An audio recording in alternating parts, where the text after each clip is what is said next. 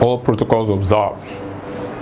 However, would like to send our regards to whom it may concern. To the following people we could have loved to invite for our great party luncheon today. Your Excellency, President of Nigeria, General Muhammadu Buhari, GCFR. Your Excellency, Vice President of Nigeria, Professor Yemi Osibanjo, GCON, SAN. President of the Senate, Distinguished Senator Ahmed Lawal, and Speaker of the House, Honorable Femi Gbajabiamila, and others like INEC Chairman, Professor Mahmood Yakubu, Chief Justice of Nigeria, Justice Olukayode Ariwoola, Chief of Defense Staff, General Lucky Irabo, the Inspector General of Police, Usman Baba, and other national stakeholders like Chief Edwin Clark, Chief Ayo Adebanjo, Professor Angu Abdullahi, Professor Banji Akitoye, Professor George Obiozo, and Senator Emmanuel Ibok Essien. Also to our distinguished prospective members, and to my fellow lazy Nigerian youths watching, ladies and gentlemen of our once great country, I'm Oluokolawon Peters, an English Lagosian from Victoria Island, but just call me Lord Okolawon Peters. Your Excellency, today we are making history. Our Libertarian Party is making history. Next year, May 29, Mr. President, your democratic tenure will have been full circle, and by His grace, it will be. This event is an historic event and a very important day to be a part of this great political party that will liberate Africa from neocolonialism, which I often refer to as mental slavery, because Nigerians have become professional victims who don't understand the consequences of their ignorance. Consequently, I started a Libertarian Party in 2015 in Lagos as an ideological principle-based political party to bring people of African descent worldwide to fight neocolonialism together in our continent and Virgin/Caribbean island. This party solely created for African youths, and it's not a means to power grab like others, but to provide a way for citizens to participate in their own government constructively. The name is the Republican African Party, also referred to as the Golden Lion of Africa.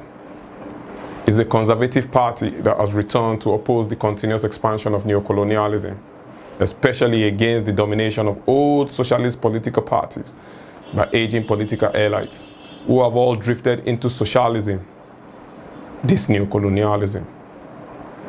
So it is basically a reintroduction of an old idea of conservatism that actually got us our country's first independence from our foreign adversary in 1960 as the NCNC, National Council of Nigeria and Cameroon, with our founding leader, Albert Macaulay, the father of Nigerian nationalism.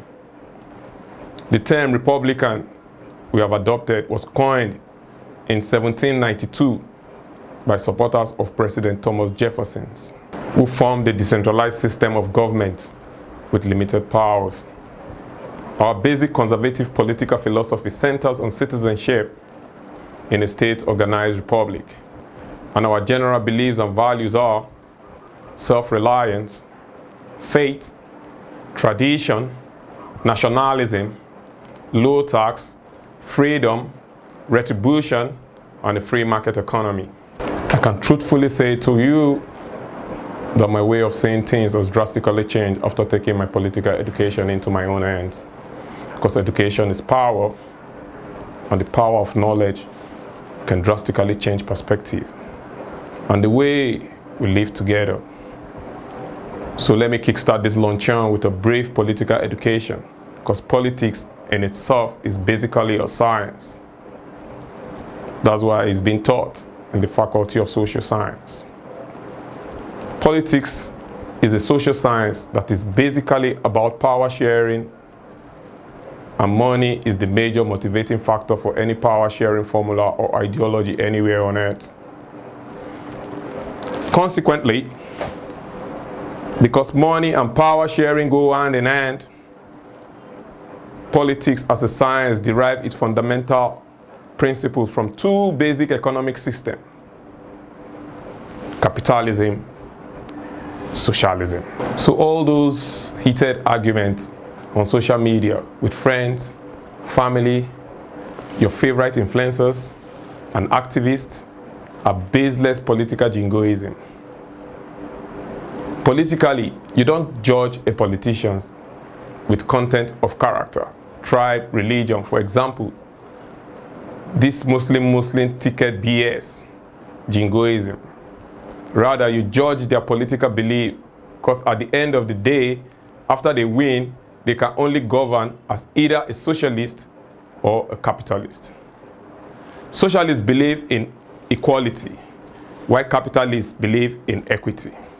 Socialism runs a centralized system where government controls all factors of economic production, like capital, land, and labor, while capitalism runs a decentralized system where entrepreneurs are allowed to control the factors of economic production for profit rather than by state governments. So to further buttress my point diagrammatically, I would like to differentiate between economic system using socioeconomic ladder chart with three economic class status: upper, middle, and the lower class, with the upper class represented by green, middle class by yellow, and the lower class by red.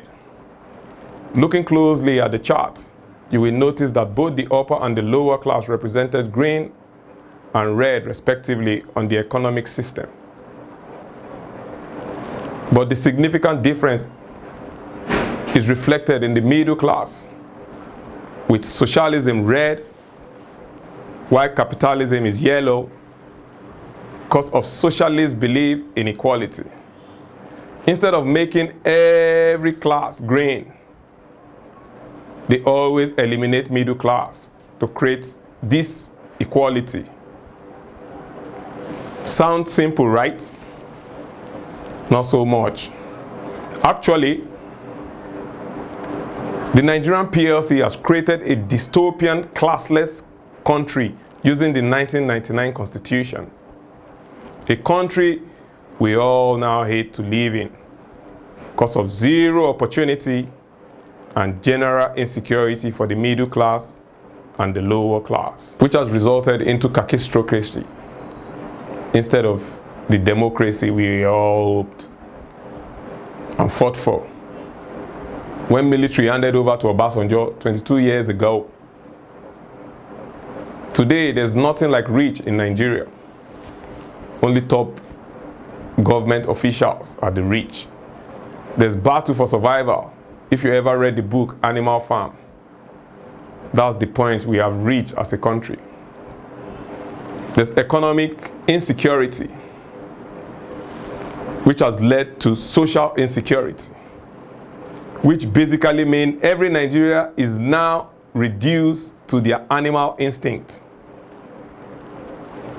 That is why all the chaos and indiscriminate government looting we hear about. On the other hand, the government allow entrepreneurs to control capital, land, and labor to facilitate those of us who wish to make headway in life to have a fair shot at it, because it will enable individuals, families, see the results of their hard work. The capitalist economy, powered by entrepreneurs, would definitely benefit everyone, because capital will for once start trickling down to the middle class due to the economic activity of entrepreneurs, as shown in the socio-economic ladder chart as yellow, and from middle to the lower class. With the free market forces at work, making a free market automatically frees the people's consumption power So fellow lazy Nigerian youths who don't have that capital to start, that dream enterprise, or those youths almost going mad at the labor market looking for jobs that don't exist, there will be plentiful job vacancies because entrepreneurs will be in charge of the factor of production and not government like our current socialist-driven system. By the way, can you ask those your leaders promising free education when there won't be job for you after laboring to graduate? Closing this educational chapter of the event, I would like to reiterate that I did not start the party to challenge individuals, but establishment political parties in Africa practicing neocolonialism. If you pay attention to the world politics today, you will notice all traditional socialist parties have dropped socialist in their name because of their woeful record of destroying countries with their ideologies. They now disguise under familiar names like Democrats, Progressive, Liberal, etc., etc.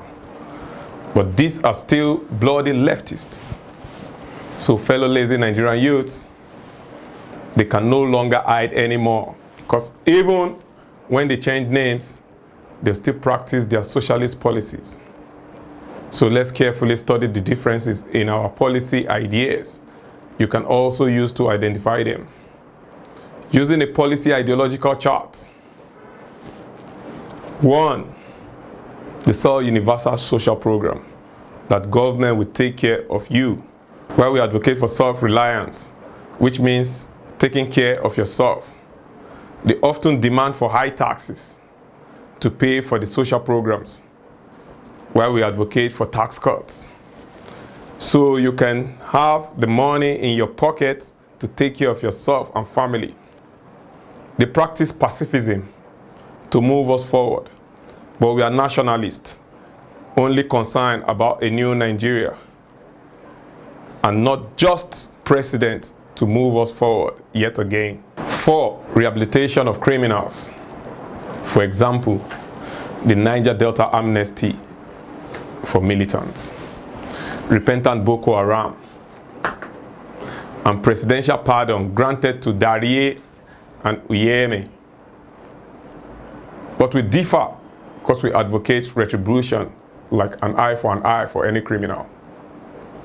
5. They as government runs the economy, like FG today, while we advocate for entrepreneur free market run economy. The significant implication as shown in the socio-economic reality ladder in the picture is that socialism indicating an inconsistent ladder and capitalism a consistent ladder, which is the sole reason why our people immigrate abroad, or what you call Japa, for more consistent standard of living. So we hope this brief political analysis has been able to reawaken your political self-consciousness, because like I've said, politics is a social science and not all these jingoism currently practiced on MSN. So please know from today that the people who continue to re-elect corrupt politicians, imposters, thieves, and traitors, after knowing this simple difference, are no longer victims, but accomplices. Because until the people awakens, nothing changes. So what exactly are the root causes of the unknown illness that has afflicted our beloved country, Nigeria? This brings us to the main menu of this launching, the DIM, the presentation of our political philosophy and how it will solve all Nigerians' problems. In order for us to diagnose this question, no political academician or politician dares to tackle, we would like to start by first introducing our political philosophy. Fiscal conservatism is our political and economic philosophy regarding fiscal policy and fiscal responsibility, with ideological basis in capitalism, individualism, limited government, and Adam Smith economics. We advocate for tax cuts, reduced government spending, free market economy, deregulation, free trade, privatization, and minimal debt. Our general belief is freedom as per Libertarian Party, retribution, and nationalism. Now that you are all acquainted with our political and economic philosophy, let us dive into solving our country's problem like scientists. Using basic Nigerian history and simple geometric concept used to conserve power and expand political influence called the Iron Triangle. We have already been able to prove FGN, the Federal Government of Nigeria, is currently operating on a socialism. There is no dispute that the Nigerian economy is in deep crisis marked by huge budget deficits and unsustainable public debt, runaway inflation, a rapid depreciating currency, ever-rising cost of living, and loss of confidence by both domestic and international investor communities. So therefore, socialism is going to be used as the variable at the top of our triangle, while we briefly re-examine Nigerian history highlights, beginning from 1900 to 2007 to find other variables remaining for our triangle. Nigeria became a British protectorate in 1901, with the Southern Protectorate seat of government at Lagos. Though met with stiff resistance, mostly from returning slave settlers from the Atlantic slavery. At this time, the rulers in the north, the Emir of Kano and Sultan of Sokoto, are very far from accepting British rule. Macaulay led a nationalist resistance movement which consistently championed the causes of kings and people of Lagos against oppression by the British government. By 1903 and 1906, Lugard subdued Kano and Sokoto and finally put an end to their rulers' slave-raiding expeditions. Frederick Lugard used pacifism in the North Nigeria by ensuring that in each territory, however small, the throne is won and retained by a chief willing to cooperate as a client ruler. A technique soon to be known as the indirect rule, which in Africa is particularly associated with a familiar aspect of the British colonial policy. In 1914, Lugard amalgamated both North and Southern Nigeria, and the entity region became the colony and protectorate of Nigeria. The First World War brought about combined British and French invasion of German Cameroon. In 1922, the League of Nations, what is now called UN, granted them mandate over former German colony. The British mandate consists of 2 thin strips on eastern border of Nigeria. In 1923, Macaulay founded the first political party, NNDP, Nigerian National Democratic Party, which dominated Lagos politics until 1938. Though restricted to Lagos, the NNDP was for 40 years a thorn in the flesh of the British government and foreshadowed nationalist political parties of the post-Second World War era. Pan-Africanist movement couldn't regain momentum after the Great Depression, but necessity calls. October 1945, they held the 5th conference. By this time, politicization of the movement could be seen in the fact that, for the first time, 3 political parties were represented. They discussed the offer on the table and came up with a 2-point resolution. 1, the challenges to colonial power.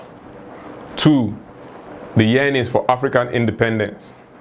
However, Nigeria's involvement in the Second World War helped fuel the struggle for independence from colonial rule. After the Second World War, Britain's attempting to find a structure to meet Africans' demand for power. In the 1950s, while elsewhere in Africa were taking up arms against their colonial oppressors, Nigerian allies were negotiating independence from the British. By 1951, Nigeria has been divided into northern, eastern, and western region, Wazobia originated, each with its own House of Assembly. In addition, there's a separate House of Chiefs for the northern province to reflect their strong tradition for tribal authority. There's an overall legislative council for the whole of Nigeria. Nnamdi Azikiwe won an assembly seat representing people of Yaba in Lagos. And a Fulani man from Sokoto by name Malam Umaru Altay served the people of Enugu diligently from 1952 to 1958 as their first mayor. During the later 1950s, a Nigerian political structure is gradually achieved. From 1957, they created a federal prime minister position. That same year, Western and Eastern region were granted internal self-government, to be followed by the Northern region in 1959. In reality, our route to independence meant that discussion about a post-colonial Nigeria focused more on balancing power amongst political allies within the context of the existing administrative state than the actual purpose of that constitution. Indeed, after independence, our new parliamentary democracy largely reflected the political position that had long prevailed under the British rule.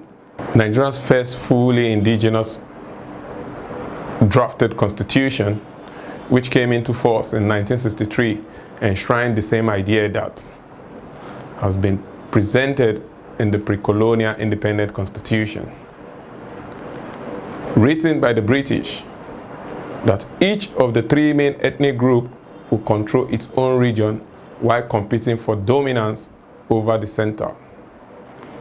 By 1965, the system has created debilitating rivalry for a battle for control of the center, reaching a fever pitch. Early upper year, a group of mostly young Igbo military officers staged a coup that killed 22 of our greatest leaders, including Prime Minister Tafawa Balewa. This event triggered the plan of our adversaries, which led to anti-Igbo pogroms in the North Nigeria. And by 1967, predominantly Igbo officers declared independence as the Republic of Biafra. That led to our civil war against the secessionists.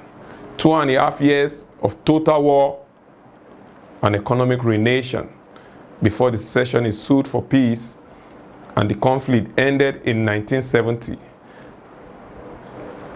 After winning the war, the military government made it a goal to pursue unity at any price. In 1979, after 13 years of military dictatorship, Nigeria returned back to civilian rule. Obasanjo established a US-style constitutional system in which a great deal of authority was vested in the president and various other powers devolved to newly created states. But as usual, the system only favors political class at the expense of the poor electorate. The Nigerian second democratic experiment came to an abrupt end in 1983, with General Buhari taking power in a military coup, which began nearly 16 years of successive military interregnums and governments, with predominantly North generals controlling Nigeria's highest office and the federal states. Nigeria yet again returned to civilian rule in 1999 after military agreed to hold election and then transfer power to the winner. Yet another military head of state, Olusegun Obasanjo, Obasanjo was re-elected in 2003, and in his second tenure, he tried to rein in as a dictatorship using the US-style constitution, but the system pushed back, with some of his political oligarchs playing up ethnic and religious division and pushing divisive policies like advocating the establishment of Sharia across Nigeria, which erupted this religious rancor today that started Boko Haram. This historical highlights brings plenty of ideas to the mix, but let's keep our focus on finding the remaining variables for the geometric triangle, since we have rekindled some historical consciousness. Because if we don't go back to our roots, we can never understand the policy implication of both the British and the military. Socialism at the top of the model-shaped triangle, and tribalism is our second variable on the left side of the triangle. Because by 1951, British made a policy to divide us across three main ethnic groups to control their own region while competing for dominance over the center, created an ethnic rivalry still prevalent today. While on the right side of the triangle, religion. Because during Obasanjo's administration in 2003, many northern states who have been overrun by Boko Haram today were pushing divisive policies like advocating and eventually establishing of Sharia in Nigerian states. These three policies are embedded in our society. If you are a Nigerian, you are likely encountered this iron triangle in most public discussions and our people's opinion. But without analyzing it, you might not have understood is a policy running in our government by our political class. So we should know today that Nigeria's problems are socialism, tribalism, and religion, not Fulanization, Hausa, Igbo, or Yoruba, like those who want to divide and conquer our country would want us to believe. However, our adversaries, who still want to continue to rule our people with their client rulers, are still factors of these problems, namely the British, the post-colonial military officers, and current Obasanjo politicians. If you notice carefully that all the media and politicians ever talk about are things that separate us, things that makes us different from one another. That's the way ruling class operates in any country. They try to divide middle and lower class, fighting with each other for their sakes, so that they, political class, can run off with all the fucking taxpayers' money. Now that we have identified how our adversaries are using socialism, tribalism, and religion to divide Nigeria in their quest to hold control of power, and how we can stop them with our political philosophy. Our solution to using our political and economic philosophy to solving the problem of socialism, tribalism, religion is quite simple. We just replace socialism at the top of the triangle with capitalism as our economic operating system. And it will solve Nigerians' economic woes. Tribalism on the left will be replaced with nationalism to reunite Nigerians as a country against our common enemies currently invading our nation. And also, we replace religion on the right with faith to bring back spirituality instead of religious denomination, because religion is politics. Although we have been able to replace all the variables on the triangle with our ideological variables, it will still be unbroken triangle because of the same old political players. Consequently, we are going to need to add another unique variables to break the triangle completely to form a square by including our marginalized, lazy Nigerian youth to the equation as a solution to replacing current old political elites. Finally, I ask if the system is stupid. Every system follows a design, and the design is always a pointer to the purpose of the system. The Nigerian state, as currently designed, is incapable of delivering anything other than its current despair and hopelessness. The Nigerian system was not designed for the benefit of the Nigerian people. The system doesn't recognize or value citizenship and was designed to preserve the British institutionalized injustices. So, it greatly bothers me that our marginalized youth are still eager to jump on the Nigerian PSC establishment program of replacing yet another failed president in 22 years, instead of us finding a lasting solution once and for all that will benefit all socioeconomic classes and not just same crop of Obasanjo politicians.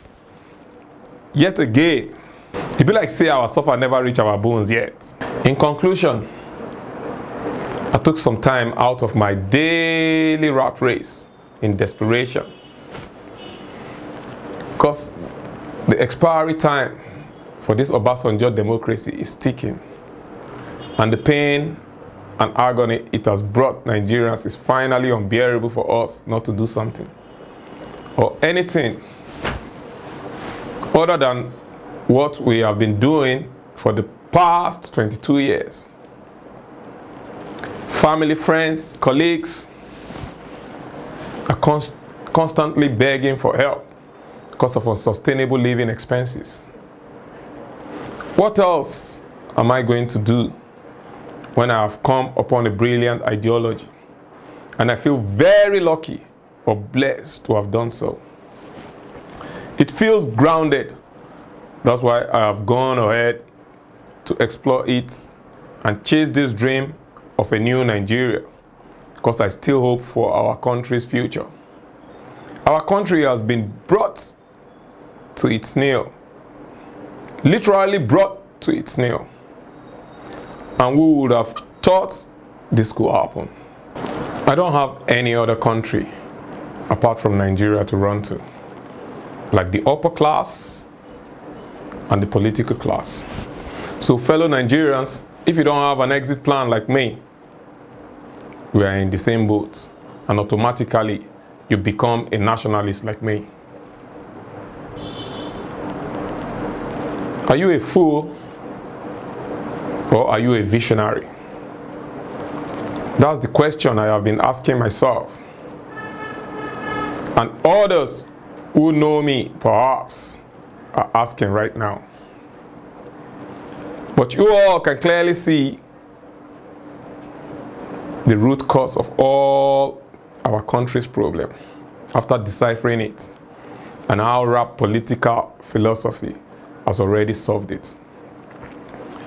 I'm just an architect of the new Nigerian project. Being a leader is about assuming the role of caretaker, because leadership is no longer about big titles, but taking responsibility at the time of crisis, like I was taught in CSSJ.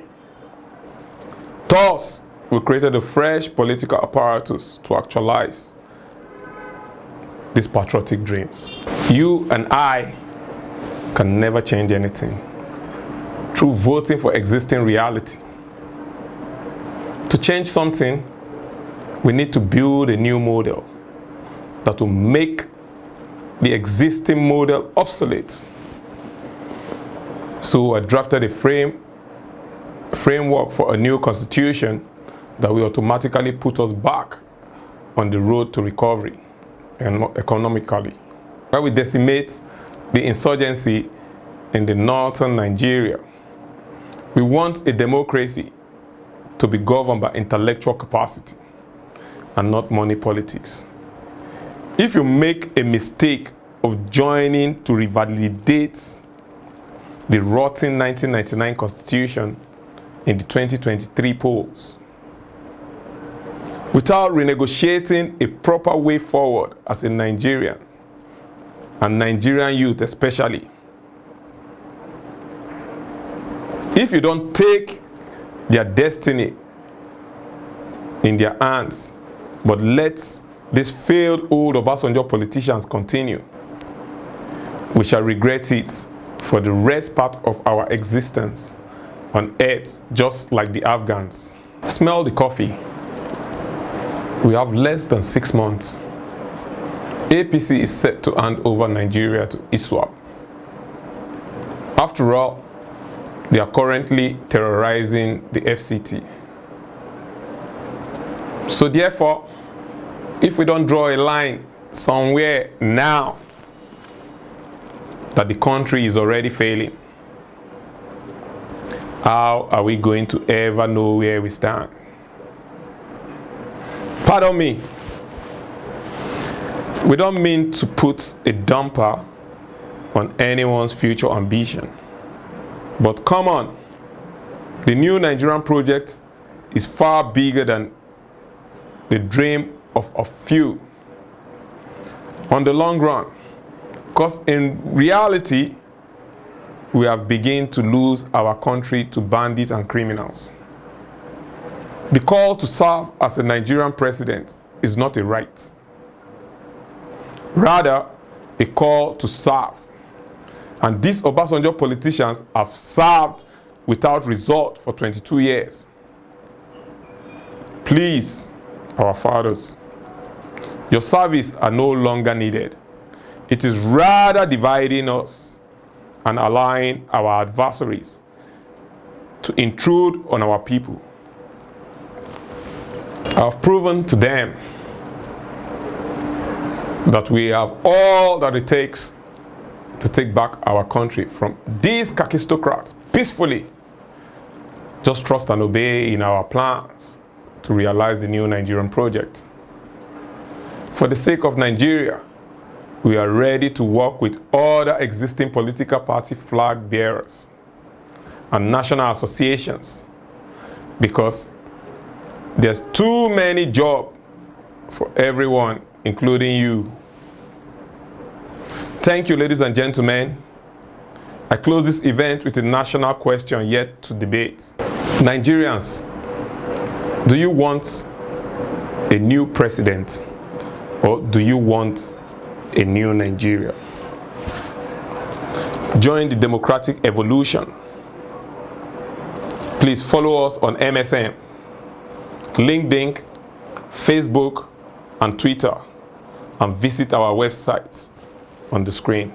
Thank you.